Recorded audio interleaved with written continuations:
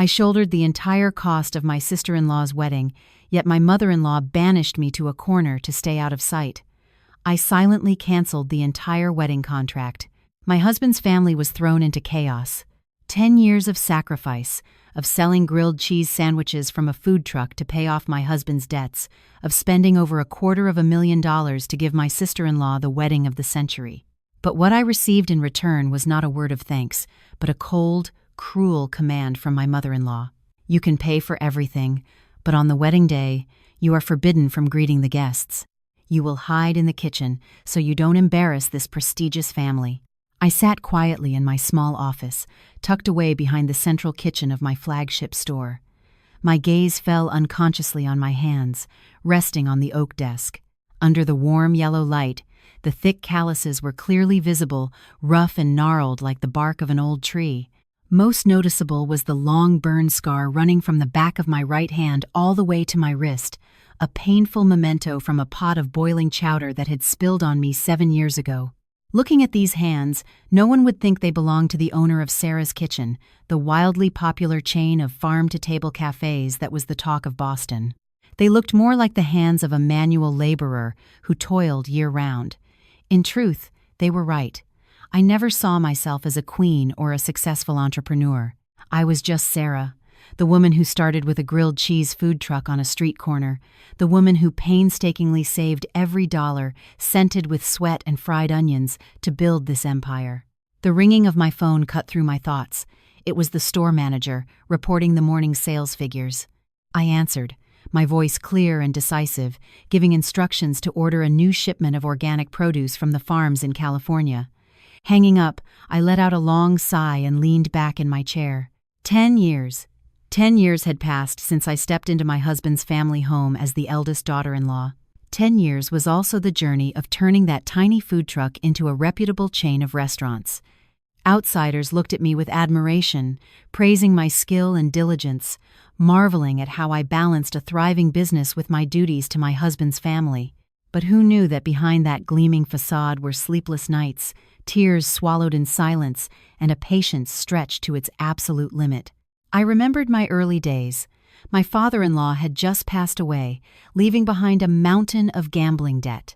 My mother-in-law, Eleanor, who was used to a life of luxury, completely fell apart. Kevin, my husband, was weak-willed, hiding in his room and drinking, terrified of the debt collectors. It was I, the new bride of less than 3 months, who had to shoulder everything. I sold all my wedding jewelry, borrowed from friends and family, and hit the streets. I would wake up at 3 a.m. to prep ingredients. The Boston winters were brutally cold, my hands cracking and bleeding as I washed vegetables in icy water. In the sweltering summer, I stood next to a blazing hot griddle, sweat pouring down my face and stinging my eyes.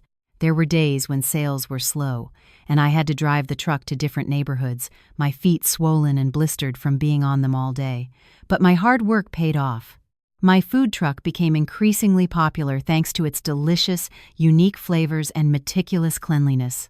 I saved every penny, paid off my father-in-law's debts, and gradually expanded the business.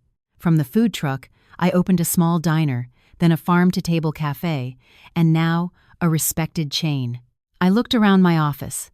The walls were covered with awards and certificates for being a trusted brand. Outside, employees were busy packing orders, their cheerful chatter filling the air. This was my world, a place where I was respected and recognized. Yet, ironically, every time I stepped back into my home, I became someone else, a person, disdained and looked down upon in the very house I was single-handedly supporting. The clock struck 11 a.m. I quickly gathered my papers and grabbed my purse. No matter how busy I was, I still had to rush home to cook lunch for my mother-in-law and prepare a meal for my husband. It was an unwritten rule Eleanor had established the day I married into the family. She said that no matter how successful a woman was outside, at home she must serve her husband and family. That was how you kept a family together. I knew it was just an excuse to torment me, to remind me of my humble, working-class origins. I drove my modest sedan toward the stately colonial house in Newton. This house, every brick, every piece of furniture, was bought with my blood, sweat, and tears. But cruelly, The deed was in my mother-in-law's and my husband's names. The day we bought it, Eleanor had cried and pleaded, saying she wanted her name on it for peace of mind in her old age. My husband had sweet-talked me, saying what's mine is yours, whose name it's under doesn't matter. To keep the peace, I had agreed. And now, I lived in this house like a guest, a high-class maid and nothing more. The car stopped at the gate. I looked at the imposing iron gate, and my heart felt heavy. I took a deep breath, put on my familiar mask of weary acceptance, and got out of the car. Another day of the uneven battle between me and my husband's family was about to begin. A battle I knew I was slowly losing, but couldn't yet let go of. The sweltering heat of the Boston summer afternoon seemed to scorch everything. The heat rising from the asphalt made the air thick and hard to breathe. I stepped inside, and a blast of cool air from the central AC hit my face, a stark contrast to the oppressive heat outside. But that brief comfort vanished when I saw the mess in the living room. Sunflower seed shells and candy wrappers were scattered across the floor.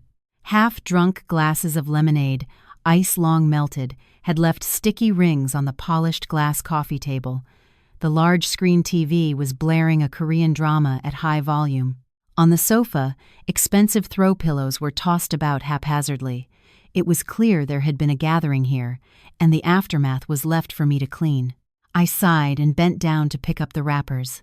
As I worked, I glanced upstairs. The door to the room of Tiffany, my precious sister-in-law, was slightly ajar. Tiffany was 26, a college graduate with decent grades, but she refused to hold down a proper job. Any place she worked for more than a few weeks, she would complain about the low pay or the difficult boss and quit. All she did was hang out with friends, shop, and dream of marrying a millionaire. All her living expenses, her entire lifestyle, were funded by her mother, and her mother's money came from me. I went upstairs, intending to change out of my work clothes before heading to the kitchen. As I passed Tiffany's room, I heard giggling. The door was open, and I glanced inside, freezing at what I saw. Tiffany was standing in front of a large mirror, trying on my custom-made seafoam green silk dress. It was a designer piece I had specially ordered for my company's upcoming anniversary gala. I had kept it carefully in my closet, not even having worn it once. And now, she was wrinkling it on her body, turning this way and that, laughing with a friend who was lounging on her bed. And that wasn't all. Strewn across Tiffany's vanity were lipsticks, compacts, and perfume bottles.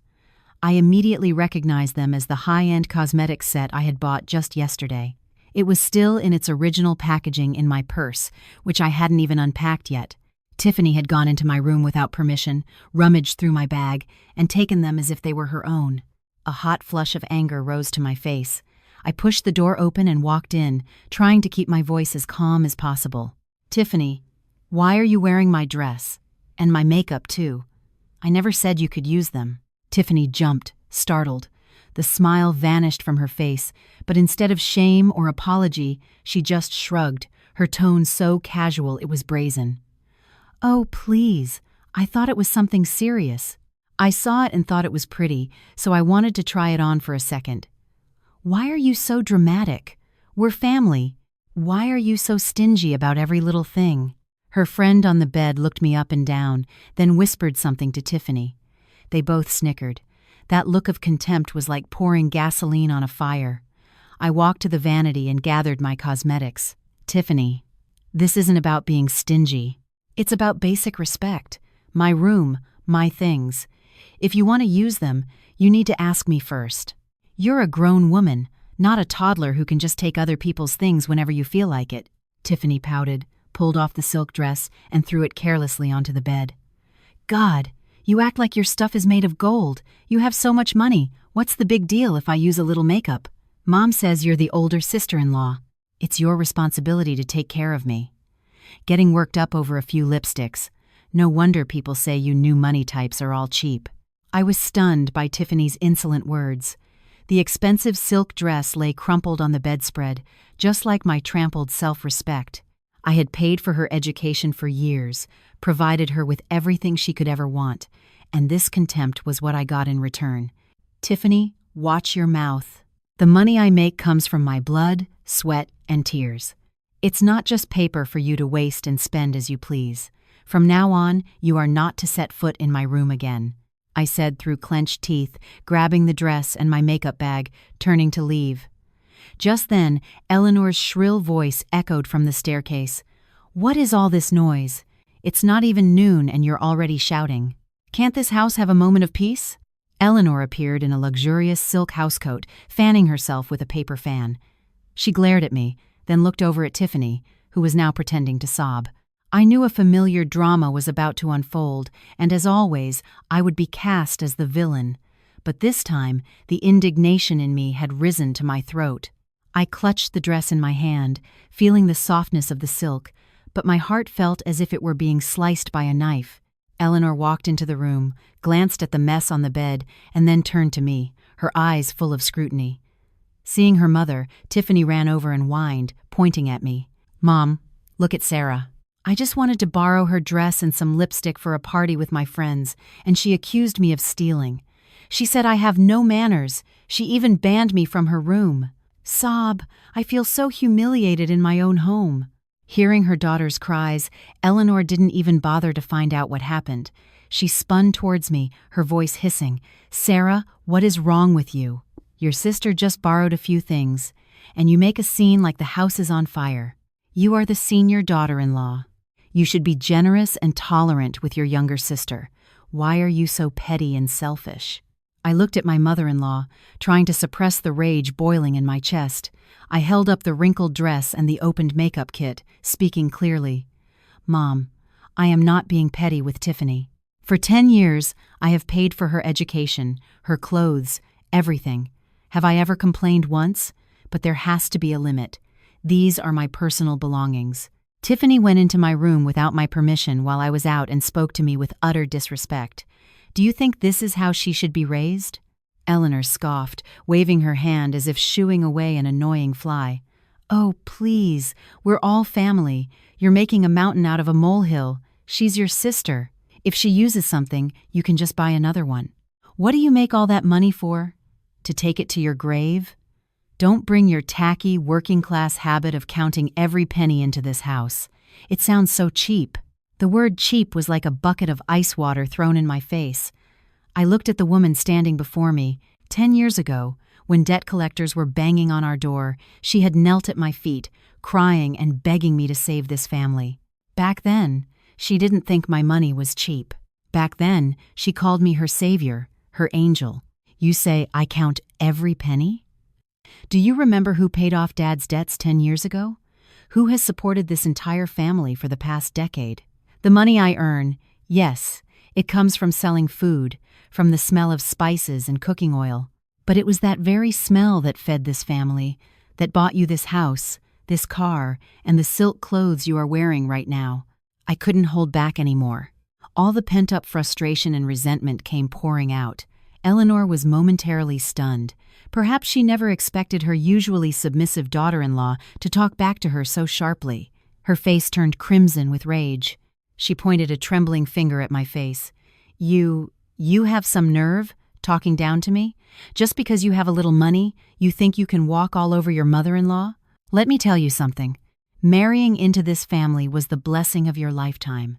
My family comes from a line of intellectuals, with class and tradition, not some street vendor from a back alley like you. You could cover yourself in gold, and you still wouldn't wash away the cheap smell of the food truck that clings to you. Tiffany, standing beside her, looked smug, seeing her mother take her side, and added fuel to the fire. "She's right, Mom. Whenever my friends come over, they all say our house is so elegant, but my sister-in-law looks so provincial. People probably think she's our housekeeper." I was speechless. So, in their eyes, I had never been a real family member. I was just a money-making tool, a cash cow for them to milk dry. No matter how hard I tried, how much I sacrificed, the label of a common street vendor would always be used to demean me. Fine. I nodded, tears welling up, but I forced them back down. If that's how you and Tiffany think of me, then there's nothing left to say. I turned and walked back to my room, slamming the door shut. Eleanor's insults still echoed behind the door, mixed with Tiffany's mocking laughter. I leaned against the door and slid down to the floor. The room was large and luxurious, but it felt bone-chillingly cold. I looked at my calloused hands.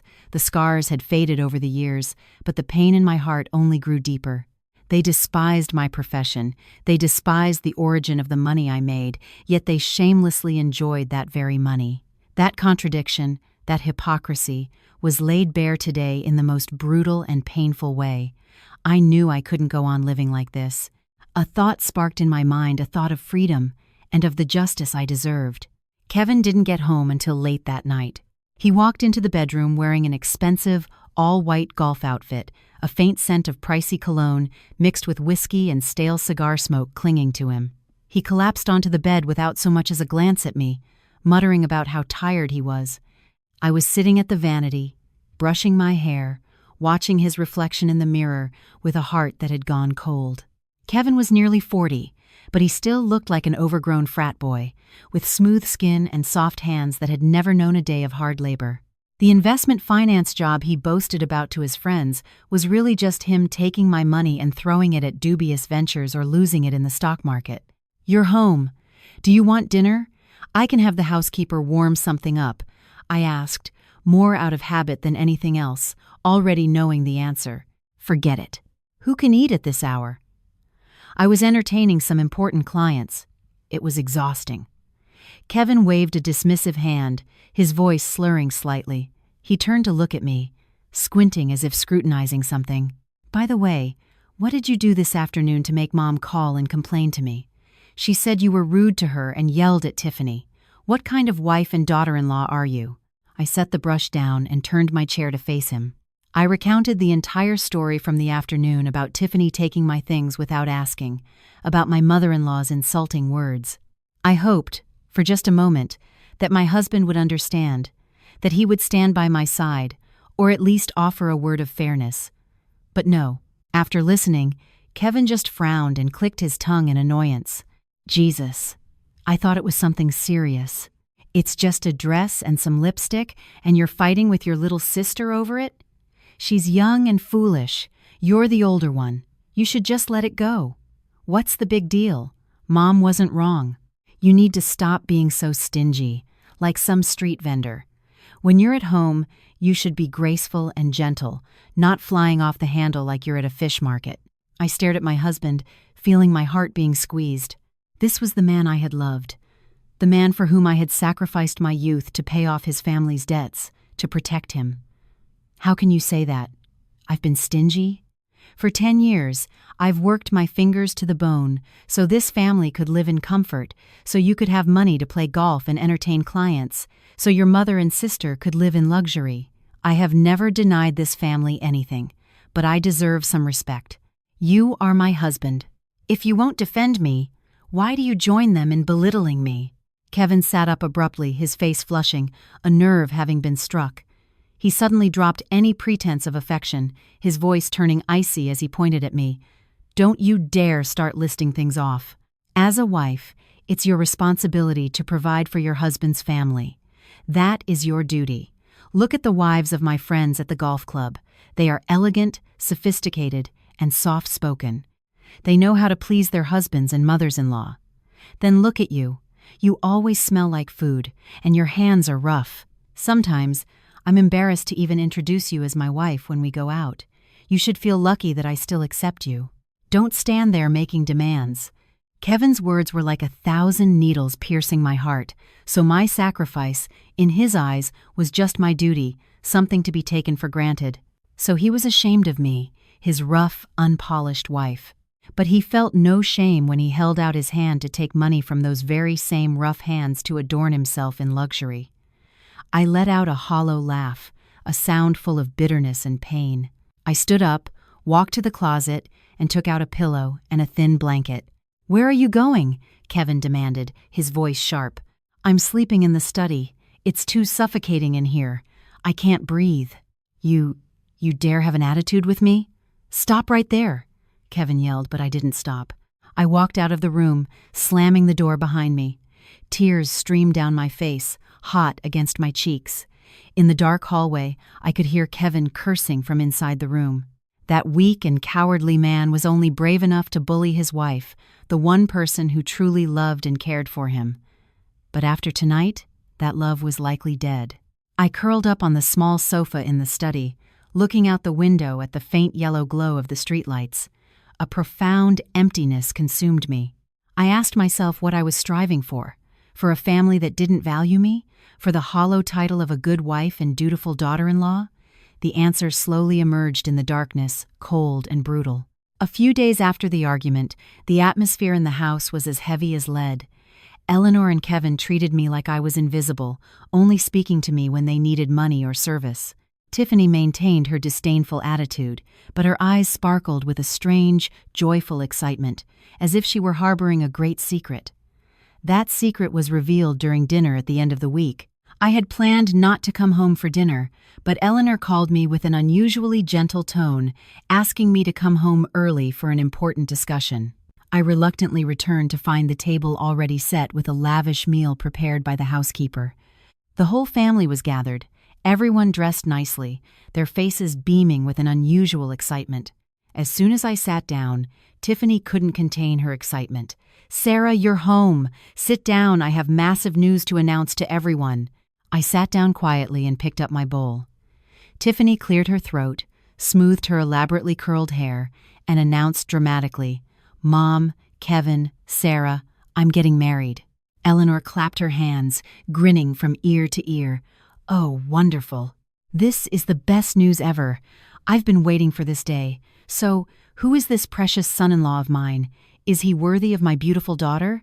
Tiffany puffed out her chest with pride. "Of course he is, Mom. His name is David. He's the chief of surgery at a major international hospital. His family lives on Beacon Hill. His father is a high-ranking government official, and his mother is in real estate. They're incredibly wealthy, Mom." Kevin, who was eating, paused, his eyes lighting up. "Really? A surgeon? From a family on Beacon Hill with a powerful father? Tiffany, you've hit the jackpot. This will finally bring some prestige to our family." I remained silent, eating my food, a vague sense of unease creeping over me. With Tiffany's extravagant and superficial nature, could she really fit into such a distinguished family? Eleanor turned to me, her voice sickeningly sweet. "See, Sarah? Your sister is getting married, and to such a wealthy and powerful family. We have to make sure everything we do is on their level, so they don't look down on us." I looked up, meeting my mother-in-law's eyes. "What do you mean, Mom?" Tiffany quickly interjected. "Sarah, David told me his family places a huge importance on tradition and appearances. The wedding has to be absolutely spectacular, one of the grandest in Boston. I already promised him that our family would handle the reception at a 5-star hotel, and my dowry has to be substantial, so I won't be looked down upon when I join their family." I was floored. A wedding at a 5-star hotel? A massive dowry? "Tiffany, having a grand wedding is fine, but we need to be realistic with our finances. The money in the house—" Before I could finish, Eleanor cut me off. "What finances? This is a once-in-a-lifetime event for your sister. Are you going to be cheap again? The groom's family is so prestigious. If we do things poorly, they'll laugh in our faces. As the senior sister-in-law, it is your responsibility to provide for her," Tiffany added, her voice pleading but calculated. "Sarah, I know you're successful. Please, just help me this one time. I want to have it at the Ritz-Carlton or the Four Seasons. The wedding dress has to be custom designed by a famous designer. The menu has to be gourmet. David said his family will be inviting all VIPs, politicians, major business partners. We can't embarrass ourselves." I put down my bowl, a lump forming in my throat. "Tiffany, you make it sound so easy. A wedding like that would cost hundreds of thousands of dollars. We don't have that much cash on hand. All my capital is tied up in the new shipment for the holidays." Kevin slammed his fist on the table. "Capital this, capital that. All you ever think about is money. Your sister, marrying into a prominent family, is an opportunity to elevate this entire family. When she's rich, she'll pull us all up with her. You'll benefit too. Are you really going to begrudge your sister a few $100,000? Eleanor added, her voice sharp. "Sarah, let me be clear. Tiffany marrying well is a great fortune for this family. You will arrange everything perfectly. Don't let me get a reputation for having a rich but stingy daughter-in-law who lets her sister-in-law suffer. You handle the money. If there's a shortfall, I'll figure something out later. But for now, you advance the funds. I'll figure something out later. A familiar phrase I had heard for 10 years and later never came. Once again, the entire financial burden was being dumped on me. I looked at the three faces closing in on me: a greedy, image-obsessed mother-in-law, a pathetic, parasitic husband, and a selfish, delusional sister-in-law. They were painting a glorious dream of high society, but they wanted to build it with my money. They were backing me into a corner, using so-called responsibility and family ties to bind me. I need to think about it. This is a huge amount of money. I can't decide right now, I said, my voice firmer than usual. Tiffany's face fell, and she threw a tantrum. What is there to think about? Their family is coming for the official engagement meeting next week. Are you trying to humiliate me? I already bragged to David that my sister-in-law is brilliant and wealthy and would take care of everything for me. If you don't pay now, where am I supposed to hide my face? So that was it. She had already sold me out, using me as a stepping stone to embellish her own image in front of her future in-laws. All right, let me review the proposal. I stood up and left the dining table. Behind me, I heard Eleanor's sharp voice. Review what? She has to pay, one way or another. If she doesn't, does she think this family will let her live in peace? I walked up the stairs, each step feeling heavy. Tiffany's high society dream was quickly becoming my nightmare. But this time, I told myself, I wouldn't let them lead me by the nose so easily. A plan began to form in my mind, as cold and calculating as the way they had always treated me. The family meeting took place on a Friday night. The tension in the large living room was palpable. On the glass coffee table was a thick binder of documents that Tiffany had just brought back from the wedding planner. My sister-in-law sat with her legs crossed on the sofa, scrolling through her phone, occasionally smiling to herself, seemingly oblivious to the weight of the numbers in that binder. I picked up the budget proposal. The more I read, the more my head spun. The total estimated cost for the wedding was $250,000, an astronomical sum, enough to buy a luxury condo or open 2 more large-scale cafes. I took a deep breath to steady myself and looked up at the 3 people waiting for my response. Mom, Kevin, Tiffany, have you all seen this quote? $250,000 for a wedding. Just the venue rental and catering at the 5-star hotel is over $100,000. The imported floral arrangements are another $50,000. A custom designer gown is $20,000, not to mention the videography, photography, live band, and gifts for the groom's family. This number is truly beyond imagination. Tiffany put down her phone and pouted, immediately retorting, Sarah, you can't say that. A wedding is a once-in-a-lifetime event. David already said their guests are all high-level officials in high society. If we do it on the cheap, with fake flowers or a reception at some generic restaurant, where would we hide our faces? David also made it clear that since his family is providing the house and cars, our side has to take care of the wedding in a grand fashion. Eleanor sat beside her, fanning herself, her voice soft but full of pressure. Your sister is right. We're not some poor family anymore. Look at you. You own a whole chain of restaurants. Money flows in like water. Surely you can provide a decent wedding for your sister-in-law. I've been bragging to all my friends about how capable and dutiful my daughter-in-law is. If you're stingy now, it will make me look like a liar. I looked at my mother-in-law, a bitter taste in my mouth. She boasted to the world, but she expected me to pay the price for her vanity with my own sweat and tears. Mom, I'm not being cheap with Tiffany, but all my cash is currently tied up in expanding our cold storage facility and a large end-of-year inventory purchase. Pulling out $250,000 right now would be extremely risky for the business. If the cash flow breaks, the entire system could be in jeopardy. Could we perhaps cut back on the imported flowers and choose a domestic floral designer? Renting a high-end gown would be just as beautiful. We don't have to have one custom-made to be worn only once. Kevin, who had been sitting quietly smoking, stubbed out his cigarette forcefully in the ashtray. The sound of porcelain clashing was jarring. He stood up and paced around the room, his voice sharp. You always have excuses. A business always needs capital, but the family's honor is a once-in-a-lifetime opportunity. Do you know how powerful David's family is? If this wedding goes off without a hitch, my relationship with them will improve. My business ventures will take off. You spend $250,000 now, but you'll get it back 10, 100 times over through these connections. You need to think long-term, not with your small-time food truck mentality. I looked at my husband and found it laughable. His business ventures. In 10 years, he had never brought a single dime into this house, only debt and requests for more capital. And now he was lecturing me on long-term vision. Kevin, you talk a good game. So how much are you contributing to this $250,000 bill? Or is it all on me again? Let me be clear. I can manage about $50,000. The rest, you all will have to find a way to cover or cut back on the expenses. My statement was the last straw.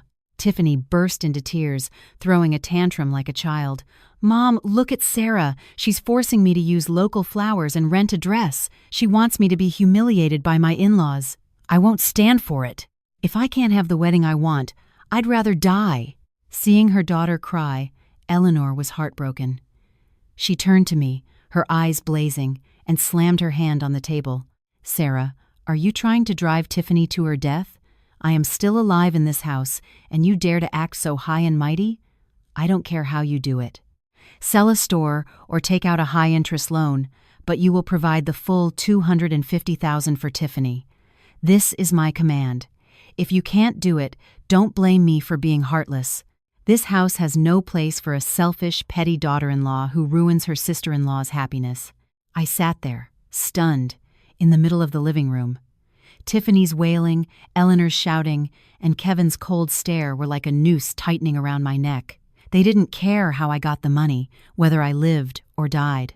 All they wanted was the money, the glamorous facade to cover up their own emptiness. $250,000. It was my hard work over many years. But if I didn't pay, they would create chaos, disrupt my business, and my life would become a living hell. I looked into Kevin's eyes, hoping for a flicker of sympathy, but he avoided my gaze, turning to console Tiffany. Fine. My voice was hoarse but firm. The room fell silent. I'll take care of it, but this is the last time. After this wedding, I will not cover any more large expenses. Remember what I said today. I said it to pacify them, so they wouldn't suspect anything, but in my mind, I was already quietly planning my escape. Tiffany immediately stopped crying, her eyes shining. Really, Sarah? You promise? Oh, I knew you loved me the most. She ran over and hugged me, but I just felt a wave of revulsion. A moment ago she was cursing me, and now she was as sweet as could be. The hypocrisy made me sick. I pushed her hands away and silently stood up to go to my room. Tonight would be another sleepless night. On Monday morning, I sat in the bank. Across from me, a familiar bank teller looked at me with concern. Miss Sarah, are you sure you want to withdraw this amount from your long-term savings account? If you withdraw it before maturity, you'll lose all the interest accrued over the past 2 years. Also, I see you've just applied for a working capital loan for your new stores. Withdrawing such a large sum could affect your credit limit. I looked at the pen in my hand. The tip trembled slightly. The money in this savings account was my emergency fund, accumulated over many years, intended for illness or market downturns. Now, with a single signature, it would vanish into imported flowers that would wilt in hours and lavish banquet tables that people would forget as soon as they finished eating. I know, Laura. Please just process the withdrawal and wire the funds to the wedding venue for me. I have an urgent matter to resolve. The teller sighed softly and began typing. I watched the numbers on the screen, my heart aching. It wasn't just the money. I felt sorry for myself. Why was I so weak? Why did I still hope that this sacrifice would buy me peace? Perhaps, deep down, I still clung to the idea of family. I had been an orphan since I was young, so when I married Kevin, I yearned for a real home. I had tried to build one, to be patient, to lie to myself that if I was good to them, they would be good to me. This was my final gamble. I told myself that after Tiffany was married and settled, my burden would lessen, my mother-in-law would soften, and maybe Kevin would finally get serious about his life. The transaction is complete. Miss Sarah. A text alert about the debit just came to my phone. I took the receipt and walked out of the bank. The summer sun in Boston was still scorching, but I felt a chill run down my spine. I drove straight to the hotel Tiffany had chosen to make the deposit and sign the contract. As I walked into the lobby, I saw Tiffany and Eleanor already sitting in the VIP lounge, laughing and chatting animatedly with a consultant. When they saw me, Tiffany waved excitedly. "Sarah, you're here. Did the money come through? They said we have to wire it today to reserve the grand ballroom." I said nothing and handed the teller's receipt to the consultant. Tiffany snatched the paper, her eyes lighting up like headlights as she saw the figure of $250,000. She turned to show it to the consultant. "See, I told you. My sister-in-law is a big shot. This is nothing to her. Just make sure you do a great job. Money is no object." Eleanor also smiled with satisfaction, patting my shoulder, a rare gesture of affection in 10 years. "Good. You did well. That's how a daughter-in-law of this family should be. Now that the money is handled, you can go back to your stores. Your mother and I will handle the details here, choosing the menu and decorations. You're busy, and besides, your taste isn't really suited for the high society crowd. You'd just be bored." Her words were like another bucket of cold water. I paid the bill, but I had no say in the decisions. I was just a living ATM. Once the money was dispensed, my value was gone. "Mom, I'd like to at least look at the menu. After all, this money is—" "Oh, come on, Sarah." Tiffany cut me off, her tone condescending. "What do you know about haute cuisine? You're used to selling organic vegetables and salads. You wouldn't know the first thing about foie gras or Wagyu beef. Just trust me, my choices will be perfect. You should go, before the stores fall into chaos without you." I looked at the two women in front of me, basking in the glow of the fortune I had just handed over. They wanted me gone as quickly as possible, so I wouldn't be an eyesore. The patience within me had hit rock bottom, but I held it in. I wanted to see how long they could keep up this charade. "Very well, you and Mom can decide everything. I'm going back to the store." I turned and walked away without another word. As I reached the revolving door, I glanced back one last time. Tiffany and Eleanor were huddled over a catalog, laughing joyfully. They had no idea that my generosity today was not submission, but the calm before the storm. I hadn't thrown away $250,000 for their amusement. I had done it to buy myself an expensive lesson and to sever the last remaining thread of affection. Back in my office, I opened the safe and took out the files containing property deeds and insurance policies. I began to review all the assets registered in my name. The current house was in Eleanor and Kevin's names. That was my biggest mistake. But the chain of cafes, the Sarah's Kitchen brand, the business bank accounts, and the car I drove were all my separate assets, acquired during the marriage but registered and managed solely by me. I picked up the phone and called my company's lawyer. "Hello, Mr. Davis. It's Sarah. I need you to draft some documents to establish my separate property and prepare a divorce petition. I want everything to be airtight." "Yes, I'm serious. Please prepare it all. I'll be at your office in a few days." Hanging up, I felt a strange sense of relief. The decision was made. I had endured enough. It was time for me to live for myself. 2 weeks before the wedding, I received a text from Eleanor asking me to meet her at a cafe in the Back Bay. It was a chic, elegant place with a classic French ambiance, where a glass of orange juice cost as much as a day's wages for a minimum wage worker. Eleanor rarely asked to meet me out, unless it was for something extremely important or something she wanted to keep secret from Kevin and Tiffany. I arrived on time and found her sitting at a secluded table by a window overlooking the street. Today, she was wearing a plum-colored silk dress, a string of lustrous pearls around her neck, the gift I had given her for her last birthday. She exuded the refined elegance of a high society matron, with no trace of the woman who had once been bankrupt and had to kneel before her daughter-in-law for help. "Have you been waiting long, Mom?" I asked, pulling out a chair. Eleanor smiled, a smile so benevolent it put me on high alert. "I just arrived. Order something to drink. The afternoon tea here is lovely." I ordered a hot chamomile tea. After a few hollow inquiries about my health and business, Eleanor got to the point. She took a sip of her tea, placed the cup gently on its saucer, and looked at me with a scrutinizing gaze. "Sarah, about Tiffany's wedding. I truly thank you for taking care of the finances so thoroughly. You really are the pillar of this family." The unexpected praise made me even more wary. Normally, she only criticized me. This sudden sweetness had to be a prelude to something manipulative. It's my responsibility. As long as Tiffany is happy, I'm happy too, I replied, maintaining a calm demeanor. Eleanor nodded, her fingers toying with the pearl necklace. "Yes, it's good that you think that way. The thing is, our new in-laws, Mr. and Mrs. Prescott, are very particular people who value reputation above all else. They come from old Boston Brahmin stock, are well-connected, and their friends are all intellectuals and high-ranking officials. They are very concerned about the background of their daughter-in-law's family." She paused, observing my reaction. I waited in silence. "I've told them about our family. I said that Tiffany's father was a successful businessman who unfortunately passed away young. Her brother, Kevin, is a financial investor.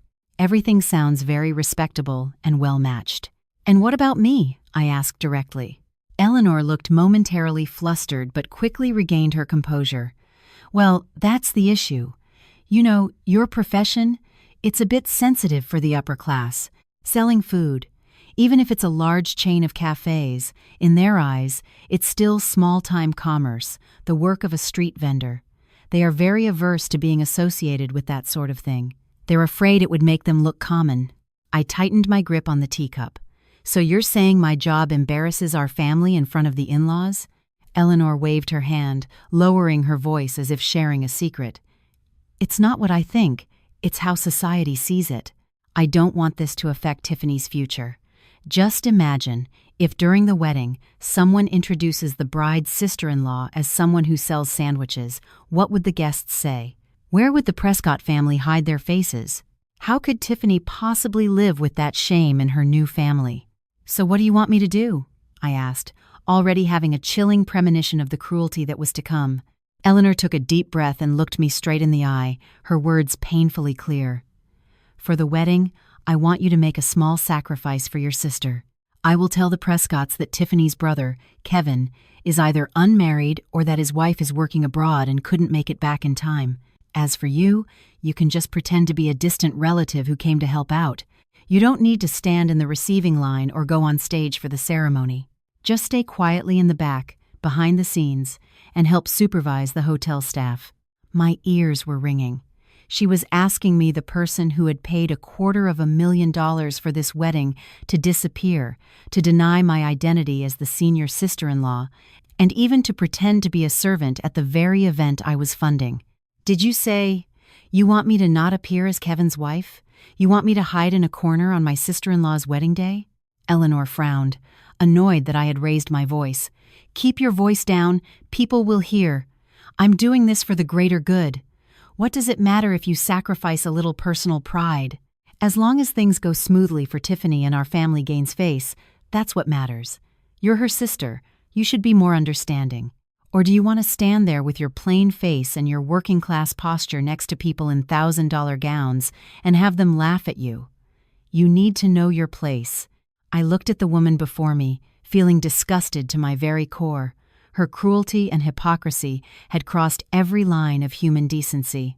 She was sucking my blood to feed her own child, then complaining that my blood was tainted. "Mom." I was speechless, fighting the urge to throw my hot tea in her face. "I understand what you mean. You want me to know my place, right? Fine. I will know my place." Eleanor, thinking I had agreed, relaxed, her face breaking into a radiant smile. "There, I knew you were a sensible girl. Don't worry, after the wedding, I'll make it up to you. Now, finish your tea and go home and rest." I picked up my cup and drained it in one gulp. The chamomile tea, usually so calming, tasted bitter. I stood up and gave Eleanor one last empty look. She was still smiling, the smile of someone who had won at the expense of another's pain.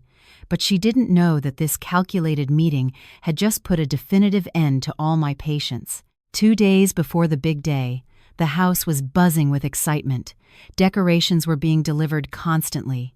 Tiffany was trying on her wedding dress for the final time, twirling in front of the mirror, a ceaseless smile on her face. Kevin was busy trying on a new tailored suit, his hair slicked back. I had just gotten home from work, exhausted after a long day of inventory checks. As I walked into the living room, Eleanor's sharp voice stopped me. "Sarah, come here." I put down my purse and walked over. Eleanor was sitting with Kevin, reviewing the guest list. "What is it, Mom?" Eleanor didn't look at me, her eyes still glued to the paper, her voice cold and flat. "I've discussed it with Kevin and Tiffany. What I said at the cafe the other day, you didn't seem to fully grasp it, did you? So I'm making it official now. On Tiffany's wedding day, you are absolutely forbidden from appearing in the main reception hall." I froze. Even though I had been warned, hearing this official command in my own home, in front of my husband, was still a shock. "Are you serious, Mom? I am the senior sister-in-law. I am the one who paid for this entire wedding.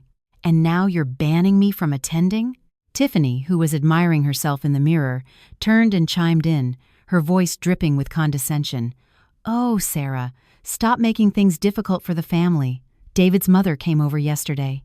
She saw our family photo on the wall and asked who the woman in the plain clothes standing next to Kevin was. She said you looked so common. Mom had to lie and say you were the old housekeeper.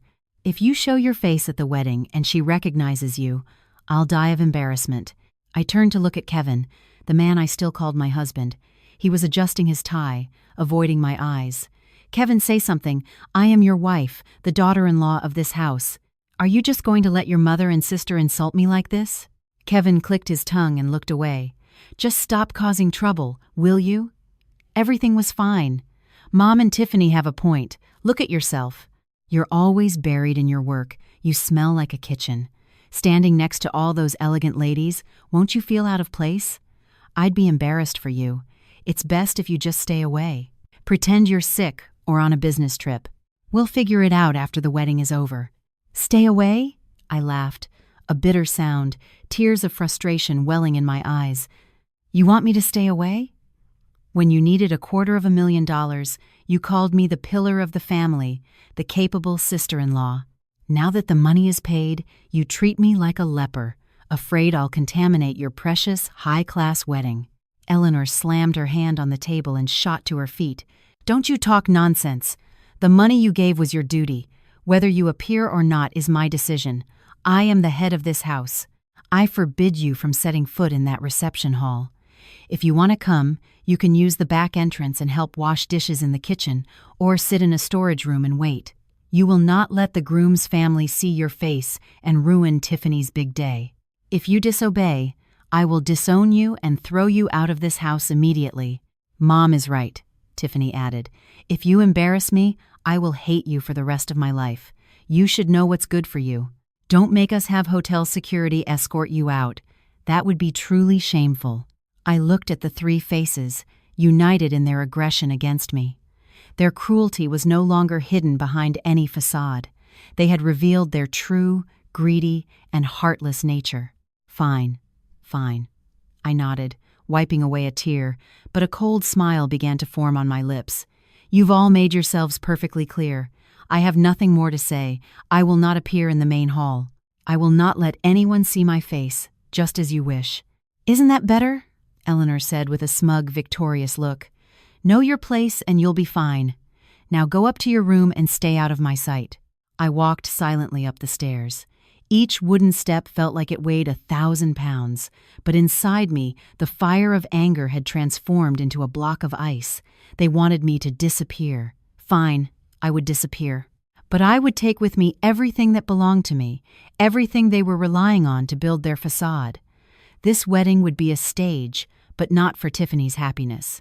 It would be for the final act of this family tragedy. That night, a torrential rain fell over the city. The sound of the downpour against the window pane was like a roar, trying to tear the night apart. I lay in bed, my back to Kevin. He was still on his phone, occasionally chuckling at a text. I couldn't sleep. Kevin's words from that afternoon kept replaying in my mind. "I'd be embarrassed for you." The man I had once loved, for whom I had sacrificed everything, now considered me his shame. I decided to give him one last chance. a fragile hope to appeal to any shred of conscience he might have left. "Kevin." I spoke, my voice soft but clear in the rainy night. "What?" "I'm in the middle of a work text," he replied curtly, his eyes glued to the screen. "Tiffany's wedding is the day after tomorrow. Do you really want me to hide in the kitchen? I am your wife, your legal, lawfully wedded wife. Doesn't it hurt you at all to see your own wife being disrespected like this?" Kevin let out a long, frustrated sigh and put his phone down. "Here we go again with the sob story. I've told you 100 times. This is a necessary evil. David's family is in a different league. If we want to climb the social ladder, we have to know when to bow our heads. What's the big deal if you sacrifice a little pride? Why are you so selfish, only thinking about your own feelings?" "Selfish?" I turned to face him. "I spent $250,000 and supported your entire family for 10 years. Now, all I want is to stand by my husband's side on his sister's wedding day. And that's selfish?" Kevin sat up, his voice rising in anger.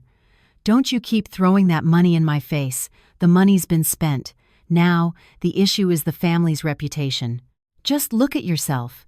Your hands are chapped, your skin is weathered, and your clothes are so plain. When you stand next to me, people will think I married a cleaning lady. If you can't protect your husband's image, at least protect your sister-in-law's. If David finds out his wife's sister-in-law is some common food vendor, he'll look down on our whole family. How am I supposed to do business then? So you value that hollow image more than your wife's feelings?" I looked deep into his eyes, searching for any sign of remorse, but found only cold indifference. "Yes, in this world, image is money. It's connections. It's everything. Can you eat your feelings? Just be a good girl and listen to Mom. Hide for one day, and I'll make it up to you later. But if you insist on showing up and ruining things for Tiffany, then we're getting a divorce. I can't live with a wife who has no sense of propriety." The word divorce fell from his lips as lightly as a feather. He used it as a threat to force me into submission, but he had no idea that those 2 words had just severed the final anchor tying me to this marriage. My heart seemed to stop for a second, then resumed beating with a slow, calm rhythm that was almost unnerving. The pain and anguish dissolved, leaving only cold clarity. "Are you serious? If I show up, you'll divorce me?" "I mean what I say. Don't test me." Kevin glared, then lay back down and pulled the covers over his head. "Go to sleep. We have a lot to do tomorrow. Don't make me angry." I lay still, staring at the dark ceiling.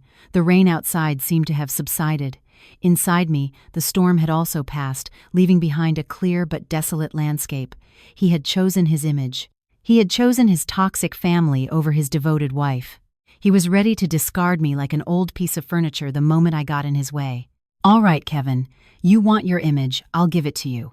You want me to disappear, I will disappear completely. You threaten divorce, I will help you get your wish." I quietly got out of bed and went to the study.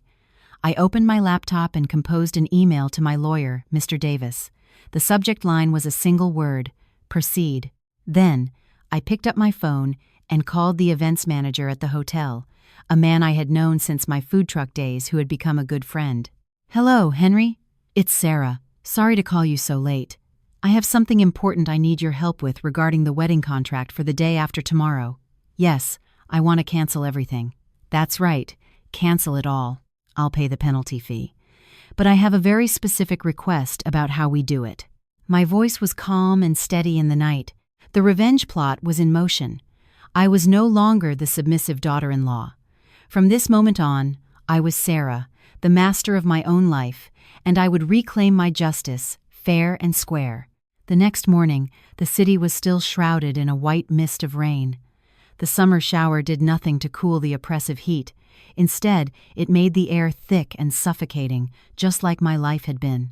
I drove away from the house early in the morning, while Kevin was still sound asleep after our fight, and while Eleanor and Tiffany were dreaming of their splendid day tomorrow. I didn't go straight to my office. I parked by the Charles River. I rolled down the window, letting the cold raindrops hit my face. The last 10 years flashed before my eyes like a slow-motion film. I remembered my first day as a daughter-in-law, promising my late father-in-law's portrait that I would take care of this family.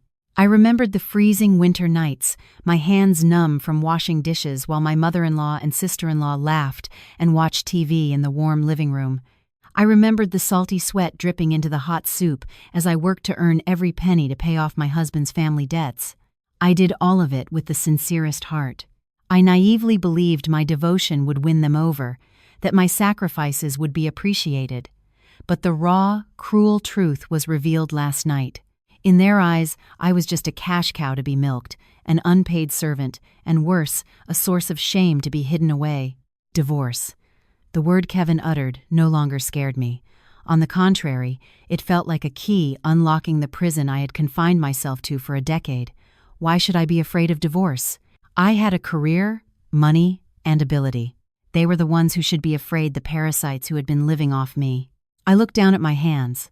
The old burn scar had faded, but it was a constant reminder of the price I had paid. I could not continue to be the same person I was yesterday, submissive and long-suffering.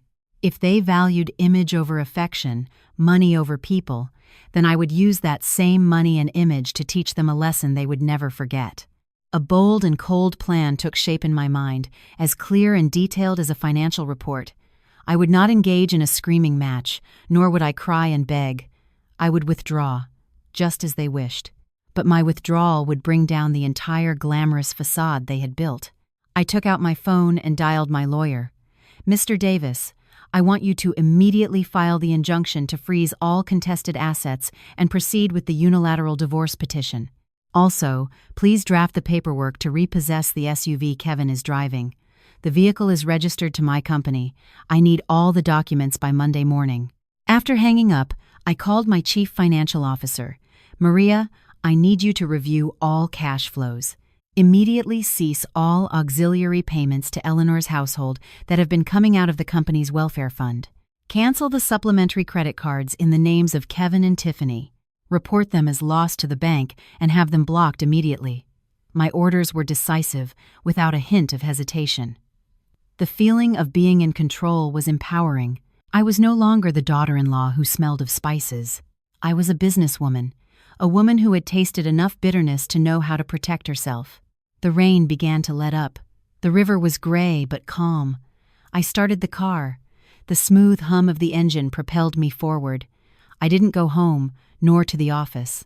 I had a more important appointment, an appointment that would decide the fate of tomorrow's $250,000 wedding. This wasn't blind revenge. This was a demand for justice, swift and absolute. I parked in front of the Ritz-Carlton, a symbol of luxury in Boston. This was the venue Tiffany had insisted upon to match her in-laws' status. I walked into the lobby, the click of my heels on the marble floor echoing with a new, authoritative sound. I went straight to the office of the director of catering. Henry, my old friend who had supported me since my food truck days, was reviewing files. Seeing me enter with a cold determination so different from my usual self, he quickly stood up. "Sarah, you're here. I got your call last night, but I couldn't believe it. Are you really canceling the wedding for tomorrow? Everything is 90% ready. The food has been ordered. The flowers are en route. The staff is scheduled." I sat down across from him, my gaze steady. "I'm not joking, Henry. I want to cancel the entire wedding contract under the names of Tiffany and David Prescott. I signed the contract, and I paid for it, so I have the full authority to cancel it, right?" Henry sighed and nodded. "Legally, yes, you are the contract holder. But Sarah, canceling this late means you'll forfeit the entire $250,000 deposit and prepayment. Are you willing to lose that much money?" $250,000 is a cheap price to pay for my freedom and dignity, Henry," I replied, a bitter smile on my lips. "They banned me from attending the wedding that I paid for. They called me a disgrace. So, I will let them have the prestigious wedding they want, on their own dime." Henry was stunned as I briefly explained the situation. His expression shifted from surprise to outrage. He slammed his hand on the desk. "That's despicable. I can't believe they would treat you so horribly." "All right, I understand. What do you need me to do?" I took out the payment receipt and the original contract. "I need you to process the cancellation in the system right now, but I have one condition. Do not notify Eleanor's family or the groom's side. Let them believe everything is proceeding as planned." I want them to experience the feeling of falling from the peak of hope into the abyss of despair." Henry thought for a moment, then nodded. "Okay, I'll do it your way. On paper, you've terminated the contract. I'll have my staff dismantle all the decorations in the main ballroom. To avoid them showing up early and causing a scene, I'll put up a different sign." "What kind of sign?" I asked. Henry winked, a mischievous smile appearing. "The hotel is hosting a small tech conference in one of the secondary meeting rooms tomorrow. I'll move that conference's sign to the main ballroom entrance. It will read, 'Tech Symposium, Technology and the Future.' I guarantee that when the guests arrive, they'll think they're in the wrong place or that the wedding doesn't exist." I burst out laughing, a rare, genuine laugh. "That's a brilliant idea, Henry. Do it just like that. As for the food that's already been delivered, please donate it to a charity or share it with the staff. Don't let it go to waste. For the flowers, if they haven't been arranged yet, cancel the order. I'll cover any penalty." "Don't worry, I'll handle it. You go home and rest. Tomorrow is going to be a memorable day." I stood up and shook Henry's hand, a feeling of relief washing over me. I had pulled the rug out from under them. Now, that lavish wedding was just an empty shell, waiting for the clock to strike to come crashing down. As I left the hotel, I looked up at the sky. The rain had stopped, and the sun was breaking through. I pictured the scene tomorrow. Eleanor in her finery, Tiffany in her makeup, arriving here to face a completely empty ballroom. Cruel? No. This was merely a perfect reflection of the cruelty they had shown me. Leaving the Ritz-Carlton, I continued my mission of severance. The list of services I had booked and paid for was long, from the smallest details like the bridal bouquet to the most extravagant packages. I sat in a quiet cafe, opened my notebook, and began making calls. First was the exclusive bridal boutique on Newbury Street. The custom Vera Wang gown worth $20,000 that Tiffany had been flaunting all over social media was, in fact, secured with a 50% deposit from me, with the remainder due upon pickup. "Hello, this is Sarah. I'm the one who placed the order for the custom gown for the bride, Tiffany, for this afternoon." "Yes, Miss Sarah. Hello. The gown has been steamed and is ready for pickup. Will you be coming by? Or shall we deliver it?" The sales associate chirped. "I'm calling to cancel the order. I will forfeit the entire deposit. You do not need to deliver the dress, and you don't need to finish the final beading." There was a stunned silence on the other end. "Ma'am, are you serious? The bride just called yesterday, rushing us. The dress is absolutely stunning. It would be such a shame to cancel. My decision is final. Please process the cancellation. If the bride comes to pick it up, you are to tell her that the person who paid the deposit has canceled the order and requested that the dress not be released. The contract is in my name, with my phone number. Just follow the rules."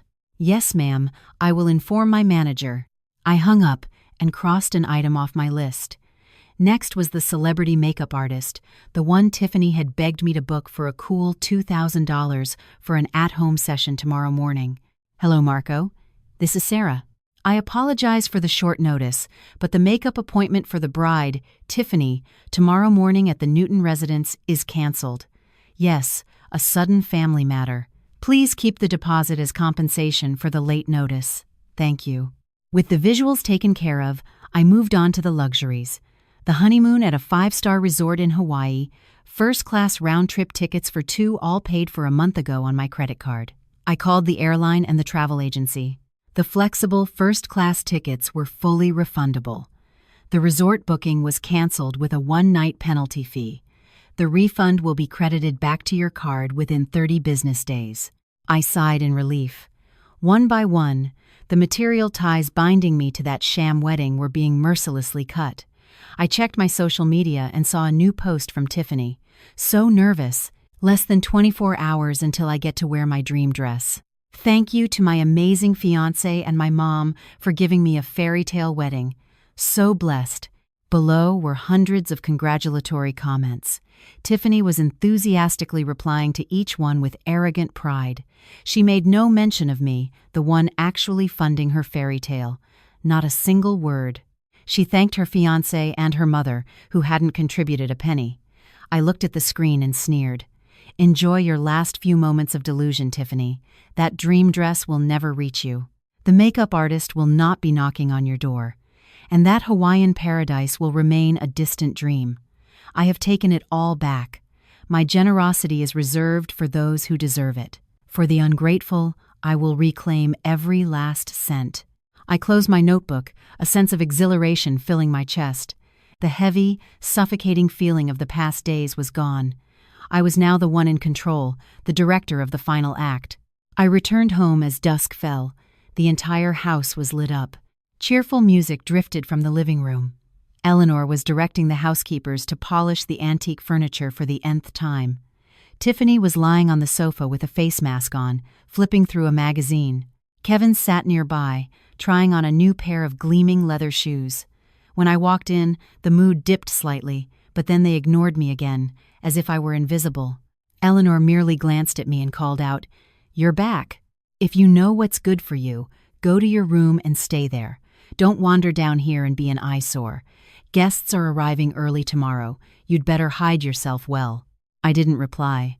I walked silently up to the bedroom. The room I had shared with Kevin for 10 years suddenly felt alien. I pulled a suitcase down from the top of the closet and began packing my personal belongings. I only took what was truly mine: my clothes, my laptop, my personal documents, and a few keepsakes from my own parents. I left behind all the designer clothes and expensive jewelry I had bought to make Kevin look good at social events. I wanted nothing that was connected to this family. Kevin walked in and froze when he saw me packing. "What are you doing? Are you trying to run away from home? Playing games with me again?" I finished folding a shirt, placed it in the suitcase, and zipped it up. I stood up straight and looked at him, my expression strangely calm. "I'm not playing games, Kevin. I'm leaving for real. I'm moving out so I won't be an eyesore tomorrow, just as your mother wished." Kevin scoffed. "Oh, please. Where are you going to go? Check into a hotel for a night and then come crawling back tomorrow to apologize to Mom? I know how you are. Fine, go. Get out of my sight. It's better than looking at your gloomy face on a happy day." He completely failed to see the seriousness in my words. In his eyes, I was still the weak, codependent woman who couldn't live without his family. I took a white envelope from my purse and placed it on the vanity, right next to the watch Kevin always wore. "Here are the divorce papers. I've already signed them. The asset list is clearly detailed. Read it and sign. My lawyer will come to collect it after the wedding." Kevin glanced at the envelope, his expression changing slightly, but he tried to maintain his tough facade. "Are you crazy? What's this about a divorce? Are you trying to ruin my sister's wedding?" "I'm not ruining anything," I replied, my voice like ice. "I'm doing exactly what you said the other night. You said if I embarrassed you, we would get a divorce. I'm just initiating it now to save you the trouble of being associated with a low-class wife. You should be thanking me." With that, I picked up my suitcase and walked toward the door. Kevin lunged to grab my arm, but I swatted his hand away. My sharp glare made him hesitate. "Don't touch me. From this moment on, we are nothing to each other." I walked down the stairs. Eleanor and Tiffany stared when they saw me with my suitcase. "Hey, where are you going with that? Trying to run away in shame?" Tiffany taunted. I paused at the bottom step and looked at those two cruel women one last time. "I'm leaving to get out of your sight. I hope the wedding tomorrow is truly memorable. Goodbye." I pulled my suitcase out the door and got into the waiting taxi. I didn't take my own car. I knew Kevin would try to use it as leverage. I wanted a clean break. As the taxi pulled away, leaving the magnificent but heartless house behind, I checked into a luxury hotel downtown, far from that neighborhood. Lying on the plush bed in the high-end suite, I turned off my phone, disconnecting from the outside world. Tonight, I would finally sleep peacefully. Tomorrow, the storm would break, but it would be over there, where I had just left, not here, where I lay. I woke up at 8 a.m., stretching luxuriously as bright sunlight streamed through the curtains. It had been years since I'd had such a peaceful, dreamless sleep. I leisurely ordered room service, freshly squeezed orange juice, and a warm croissant. While enjoying my breakfast, I decided to turn on my phone and see how the show was progressing. The moment it powered on, a flood of notifications, messages, and missed calls cascaded down the screen. Over 50 missed calls from Kevin, 20 from Tiffany, and countless messages in the Loving Family group chat. I opened the group chat and scrolled back to the first messages from 6 a.m. Tiffany, 6:15 a.m. Mom, why isn't Marco the makeup artist here yet? He was supposed to be here at 6. I've been calling him non-stop. Eleanor, 6:30 a.m. Call him again, dear. Maybe he's stuck in traffic. I'll have Kevin try. Kevin, 6:45 a.m. His phone is off. This is so unprofessional. Tiffany, 7 a.m. Oh my God, I'm going to die. It's 7 and no one is here. I can't go out like this without any makeup. Where is Sarah? She's the one who booked him. Call Sarah. Kevin, 7:10 a.m. Sarah's phone is off. That bitch. She's playing us. Tiffany, 7:30 a.m. Mom, the bridal shop just called. They said Sarah canceled the dress order yesterday. They aren't delivering it. What am I going to wear? Crying emojis. Eleanor, 7:45 a.m. What? She dared to cancel the dress? Oh my God, that wretched woman is trying to kill this family. Kevin, go find her right now. Drag her back here. Tiffany, 8 a.m. Somebody help me. Where can I even rent a dress at this hour? I have no makeup, no dress. The groom's family is coming to pick me up at 9. This is so humiliating. I read each message, imagining the chaos unfolding at the house. Tiffany was probably wailing hysterically, her hair a mess. Eleanor was likely screaming curses. Kevin was powerless, staring at his useless phone. Their panic was my catharsis. I put the phone down without replying. I went into the bathroom and soaked in a hot, bubble-filled tub. Today was a day for me. I had booked a full-body spa treatment for 9:30. While I was indulging in absolute relaxation, the nightmare for my husband's family was just beginning. I knew the missing dress and makeup were just the appetizer. The main course of shock was still waiting for them at the Ritz-Carlton that afternoon. I closed my eyes, listening to the soothing spa music. Outside, the Boston sun was brilliant, a perfect day for a wedding or for a spectacular collapse. I felt no guilt. My cruelty today was merely a reflection of the heartlessness they had shown me for a decade. You reap what you sow. My phone, which I had turned back on, buzzed insistently on the table. It was an unknown number, but I guessed it was Kevin borrowing someone's phone. I reached over and powered it off completely. Enjoy the chaos, my dear family. This is my special wedding gift to you, I whispered to myself, then drifted into a relaxing nap. I emerged from the spa as the clock struck 11 a.m. My body felt light, fragrant with the scent of lemongrass oil, my skin glowing after the luxurious treatments. In stark contrast to my serene state, my newly powered-on phone immediately began vibrating violently, like a wounded animal in its death throes. Hundreds of missed calls, dozens of voicemails, but I ignored them all. I was waiting for a message from only one person, Henry, the manager at the Ritz-Carlton. A video message arrived. I sat down on a plush sofa in the spa's waiting lounge, ordered a hot ginger tea, and leisurely pressed play. The small screen opened up to a scene of chaos that Eleanor's family would likely never forget. The video showed the magnificent hotel lobby, which should have been adorned with imported flowers and Tiffany's engagement photos, now stark and empty.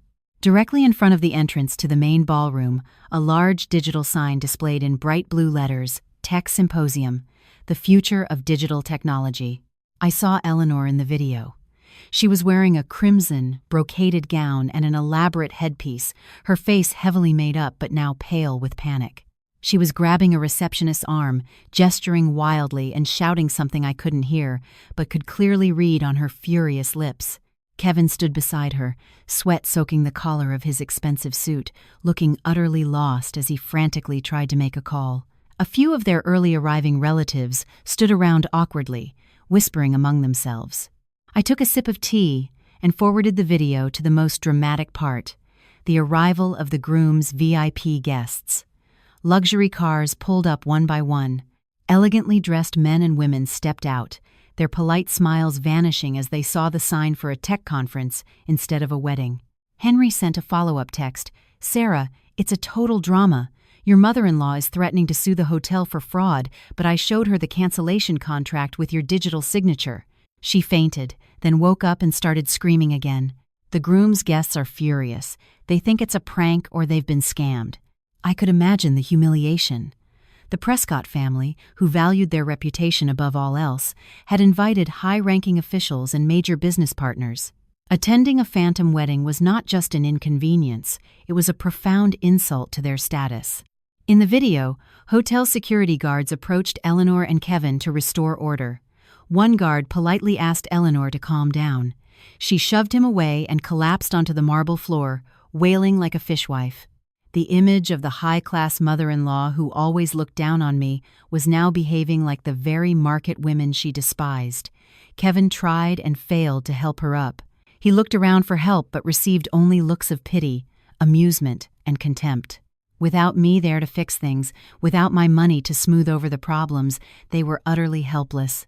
I turned off the video, feeling no pity. For 10 years, I had managed every family event, from birthdays to funerals. They just had to dress up, greet guests, and accept compliments. They had grown so accustomed to enjoying the fruits of my labor that they had forgotten that without my calloused hands holding everything up, their entire prestigious facade would instantly crumble. I texted Henry back. "Thanks, Henry. Just follow protocol. If they become too disruptive, call the police. I'm staying out of it." Putting my phone away, I stood up, paid my bill, and walked out of the spa. The sky was a brilliant, cloudless blue. I decided to treat myself to a fine lunch at a nearby French restaurant. I needed to refuel for the final act, when the storm moved from the hotel back to our home. Around noon, as I was savoring a perfectly cooked steak, another photo arrived on my phone. This time it was from an old friend who happened to be at the Ritz-Carlton. She sent the photo with a message. "Sarah, isn't this your sister-in-law? Why does she look like such a mess? I thought she was marrying a millionaire." I opened the photo and almost laughed out loud. It was Tiffany, the would-be high society bride, huddled in a corner of the lobby. Since I had canceled her custom gown and makeup artist, she had been forced to scramble. The result was pathetic. She was wearing an ill-fitting, off-white dress that was clearly a cheap rental. It was too loose at the waist but too tight in the chest, with puckered seams. Her veil was a wrinkled, droopy mess. Worse was her face. Without a professional, it seemed she had attempted to do her own makeup or enlisted an amateur friend. Her foundation was cakey and streaked with sweat. Her eyebrows were drawn on unevenly, and her smeared red lipstick made her look more like a circus clown than a bride. She stood there, clutching a bouquet of wilting grocery store roses, her head bowed in shame. Another short video followed. The groom, David, arrived with his parents. When he saw Tiffany, he stopped dead, his face a mask of shock and disappointment. He didn't move toward her. When Tiffany saw him and tried to rush over, she tripped on her too long dress and nearly fell flat on her face. A tragicomic scene unfolded. Tiffany's friends, the ones she had bragged to about her fairy tale wedding, were now covering their mouths to hide their laughter or turning away, pretending not to know her. The climax came at 12:15. Mr. Prescott, David's powerful and image-conscious father, strode into the lobby, his face a thundercloud. He had already confirmed that there was no wedding scheduled under their names at the hotel. The Tech Symposium sign was a slap in the face in front of all his esteemed guests. He marched directly to where Eleanor and Kevin were huddled. "Mr. Prescott, please calm down, let me explain. There's been a terrible mistake.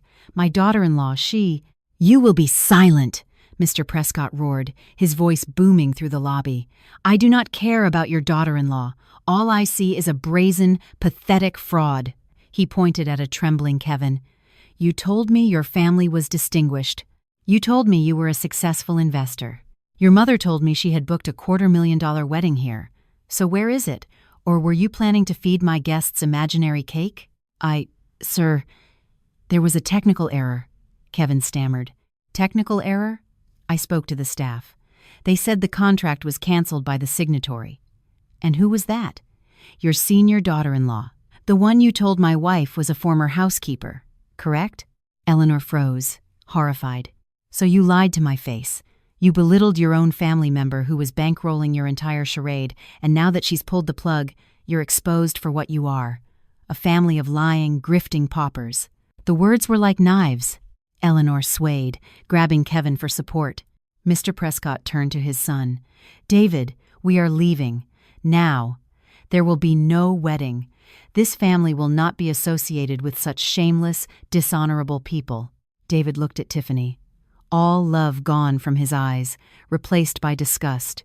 He pried her hands off his arm. I'm sorry, Tiffany. My father is right. Your family. It's just too much. I can't do this. He turned and walked away, leaving Tiffany standing alone. David, don't leave me. It's not my fault. It's all Sarah's fault. David, she screamed, but he never looked back. The groom's party departed in a flurry of whispers and disdainful looks. The wedding of the century had become the joke of the century. Eleanor collapsed, sobbing. Kevin stood as if turned to stone, his fists clenched, his eyes burning with rage and humiliation. And Tiffany fainted in her cheap, wrinkled dress. That evening, I returned to my hotel. I sat by the window, watching the sunset paint the city in hues of orange and red. My phone rang. This time, I answered. The screen read husband, a title soon to be obsolete. Hello. Where are you? The voice on the other end was Kevin's, snarling like a caged animal. You get home right now. Do you have any idea what you've done? You've ruined Tiffany. You've destroyed this entire family, you venomous woman. I held the phone away from my ear, my own voice calm and cold. Are you finished? If you only called to scream at me, I'm hanging up. You dare hang up on me? He lowered his voice, but it was laced with threat. You get back here and fix this mess. Mom's blood pressure is through the roof. Tiffany is threatening to kill herself. You have to come back, apologize to the Prescotts, and pay them for the public humiliation. I laughed, a hollow sound in the quiet room. Apologize? Pay them? What fantasy are you living in, Kevin? I did exactly what you and your mother demanded. You told me to disappear, to stay out of sight to protect the family's image. Well, I disappeared. I took myself, my money, and my dignity, and I left. Why are you blaming me now? You, Kevin stammered, choking on his rage. You set us up. You canceled everything at the last minute to humiliate us. You're a snake. A snake? I shot back, my own anger finally erupting. And what do you call people who take $250,000 from someone and then banish them to the kitchen? Who call me common and crude? Who threatened me with divorce if I dared show my face? No, Kevin, I'm not a snake. I'm just a human being who has been pushed too far. You live a heartless life, you reap the heartless consequences. I no longer have an obligation to fund your pathetic, fake lives with my hard-earned money. There was a silence.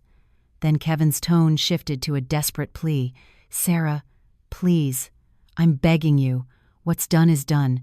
Just come home. Everything is a mess. We need you to sort it out. I promise, I'll make Mom and Tiffany apologize. You're still my wife. Stop, Kevin.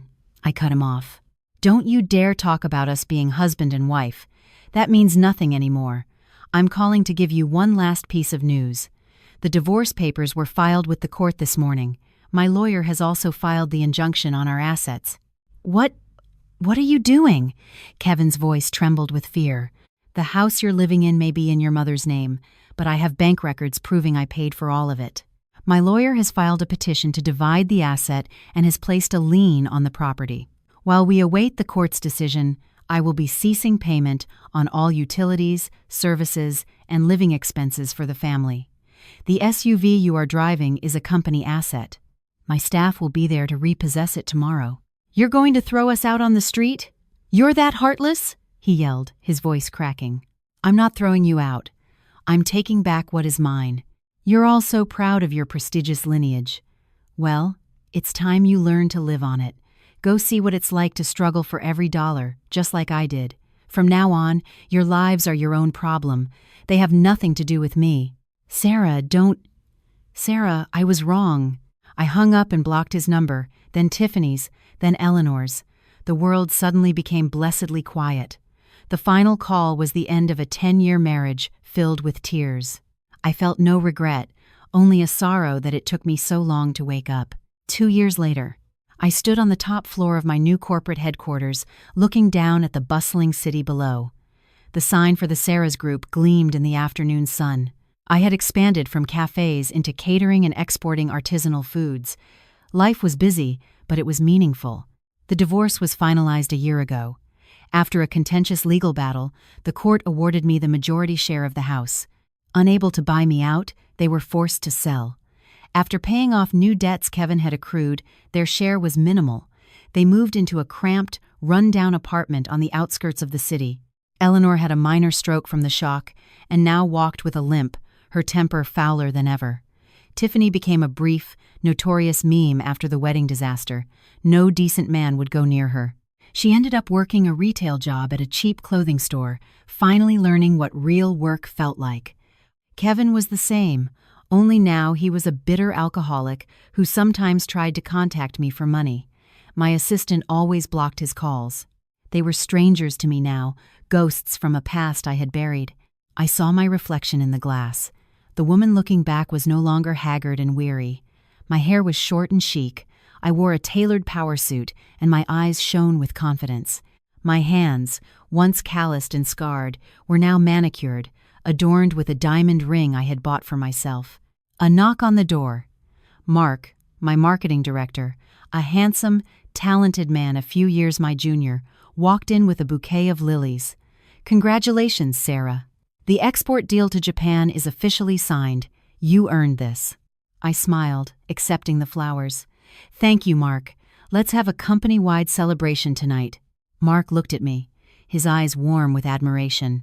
"Sarah, after the party, would you be free? I'd like to take you for a walk along the river. It's a beautiful evening." I looked at him, then out at the vast sky. My heart, frozen for so long, began to beat with a new, hopeful rhythm. I didn't know what the future held, but I knew I was in control of it. "Yes," I replied, a radiant smile spreading across my face. "I'd love that." I walked out of my office, the sound of my heels clicking proudly on the floor. The old life of tears was over. A brilliant, hopeful new chapter was just beginning. I am Sarah, a woman forged in fire. And now, I deserve to be happy.